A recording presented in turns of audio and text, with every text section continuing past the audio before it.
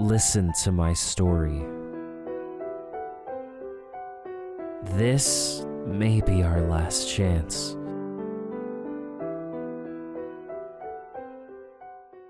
Today, I've decided to answer a question that nobody has had. Can you beat Death End Request without leveling up? If you don't know what this game is, it's a JRPG similar to the Neptunia series, except in my opinion, way better. The rich and mysterious story is doled out via visual novel-styled cutscenes and, well, I ain't reading all that. In typical JRPG fashion, you're expected to level up, and that's the main way that you get stronger, but since I can't do that, I have to be more reliant on my gear, as well as some other systems in play that kind of ease the level detriment. The main gameplay features dungeon crawling and turn-based pinball-style combat.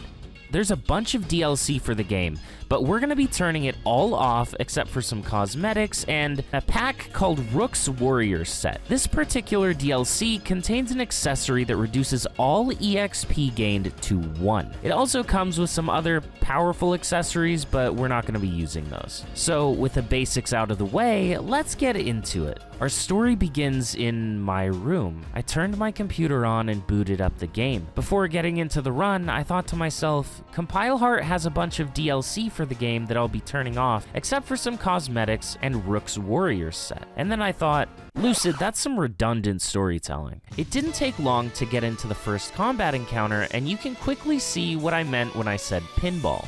Physical attacks often have a knockback property where you can deal additional damage to enemies by pushing them into each other, bouncing them off of walls, or juggling them between allies. Another cool quirk of combat is the flash system. You don't actually learn new skills by leveling up as you would in other RPGs. Instead, by using certain abilities in sequence, you'll notice a light bulb pop up. This shows your percentage chance of learning a new skill at the end of your turn, but there is a kicker. Level does affect this chance. So if I wanted to learn some of the later abilities, I'd be rolling as low as a 1% chance in some situations. But I'm a Grand Blue Fantasy player, so that's really nothing new to me.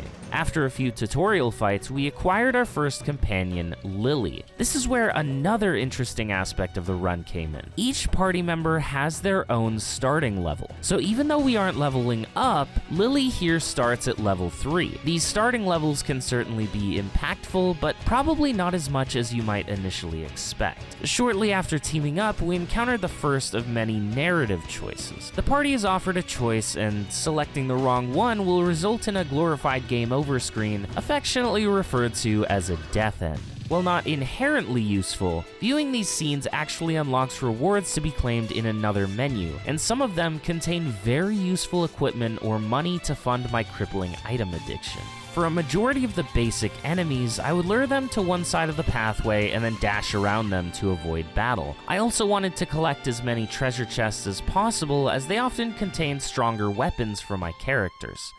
Making it to the first boss of the game, I was introduced to another nuance of combat that I had to be mindful of. The game works on a weakness pyramid similar to a watered-down version of Pokemon's type advantages. Allies and enemies each have an element, either sun, moon, or star. Sun is strong against star, star is strong against moon, and moon is strong against sun. Certain stronger enemies will have built-in counterattacks to prevent damage from the type they are weak to, and in this case, the boss was countering star attacks. Since Sheena was moon, she was my damage dealer, while Lily, the star type, was designated to support. Unfortunately, because this was still the early game, everything played out relatively nicely. Our ultimate goal was to make it to the fabled land of Odyssea, and to do that, we had to travel across the country in search of a teleportation terminal. On the way to our next stop, the port city of Sturfill, we picked up another party member, and she turned out to be Al Wright. Terrible puns aside, Al starts at level 19, which was a massive upgrade for the party. Not only that, but she's one of the highest damage dealers out of the entire cast. She took out a third of this boss's HP in a single turn. Then we met a half-demon dressed in red who uses black and white pistols. Jackpot. Speaking of jackpots, I got into a random brawl on the road. When I attacked with Lily, she had a 6% chance to learn a new move, and she did. On her next turn, I attacked again with another 4% chance of learning another move, and she learned it. I don't know what the odds of that are, but they've gotta be pretty low, right? To actually address Clea the gunslinging ogre, she's another premium attacker with some great debuffs like stun. Most status effects aren't really useful on bosses pretty much at all, but there are some exceptions. Regardless, with Sheena, Al, and Clea filling out my roster, nothing could stop me now.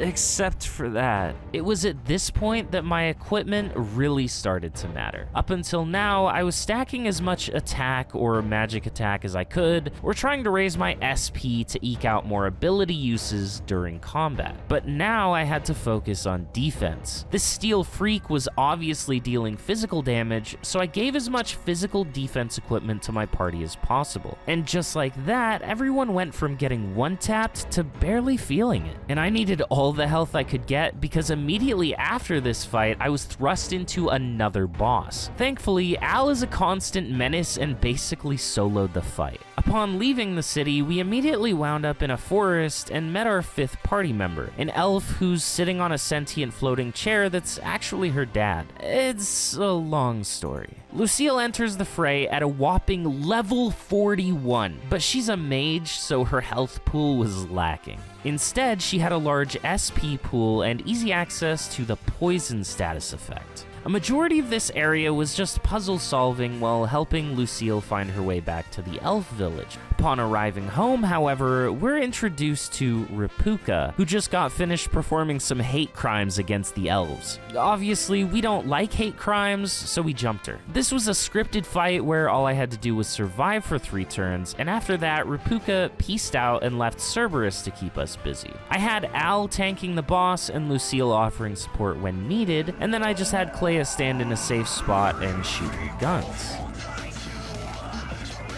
Following that fight, we got teleported to this beach where we conveniently ran into the legendary adventurer Celica. Shortly after, she became our 6th and final party member, weighing in at a whopping level 50. Since she was given to us at level 50, that's about the level the game reasonably expects my whole party to be right now. The boss of this area was a beast. Not literally though, he was actually like an insect heart spider thing. My point is, he wasn't afraid to one-shot my party members if I wasn't guarding. But if I was guarding, I wasn't dealing damage. This is where Lucille's poison affliction came into play. This boss was extremely susceptible to poison, and poison is exceedingly strong. At the end of every one of the boss's turns, the ailment would tick for 20% of his maximum HP. So as long as I managed to apply the status effect, this guy was dead in 5 turns. As luck would have it, that thing turned out to be guarding the teleportation device we've been searching for, except it's broken.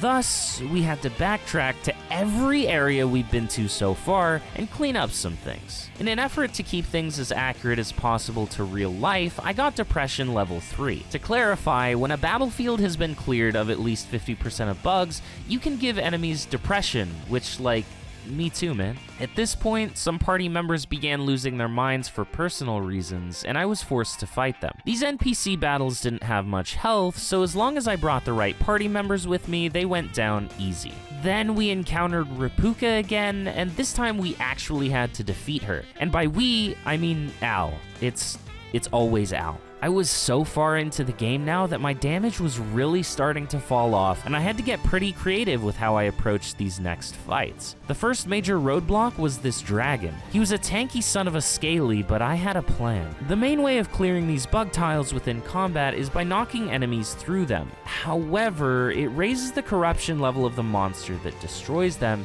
and if that number gets high enough, they fully heal and gain a massive boost to their stats. But they also gain a big drawback. attack. These corrupted monsters take significantly more damage from being bounced off of walls. And on top of that, you can do more than just give enemies depression when the bugs are cleared from the field. You're also given the option to summon previously defeated bosses, and each one has a unique effect that it applies to the battlefield. I chose to summon the Cerberus from earlier, who halves the weight of enemies, effectively making them bounce more. Using this strategy, I trapped the dragon in a corner and went to town bouncing him around. But it was out of the frying pan and into the fire. Landor Cave was the last dungeon before Odyssea, and it housed one hell of a boss. I ran into the dragon from earlier, and the second verse was the same as the first. The real problem was still ahead. This giant skull emoji had no weakness. He couldn't be stunned or poisoned, and as a major boss, he also couldn't be corrupted, so wall bounce damage was off the table.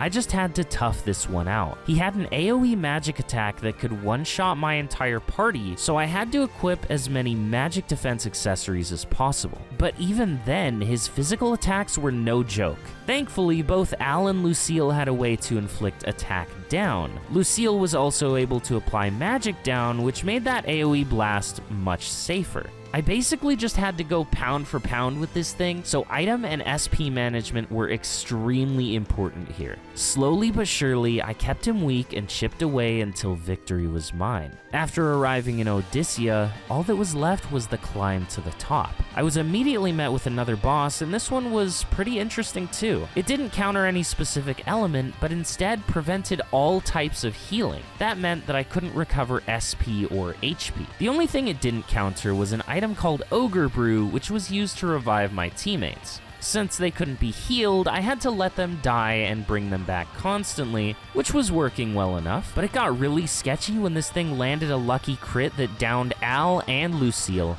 and left Celica with 4 HP. By the grace of Sparta, I managed to claw my way back from that, summoning another previous boss that refilled my SP for me and finished out the fight. Following some story events, I was forced to fight Celica. That's fine, all these NPC fights are pushovers. Except for this one. In all my attempts, Celica would always go first and use Advanced Endstorm, which just one-shot everyone. I boosted all of my defenses as high as I possibly could, but it just seemed like nobody had enough HP to survive. Unless I had written Lucille off, claiming that she wasn't the healthiest, but as it turns out, she actually had the capacity to reach the highest HP total of the entire party. Back in Landor Cave, I picked up a weapon for Lucille that was pretty detrimental to her offensive stats, but it provided a whopping 600 HP. And remember how I mentioned the storyboard that provided resources for viewing certain story events like death ends? One of the rewards was an accessory that gave 400 HP and some defense. Another reward from the same place was my highest physical defense accessory. With these in place, Lucille was able to barely tank Advanced Endstorm and revive the others. I didn't give Celica a chance to do it again.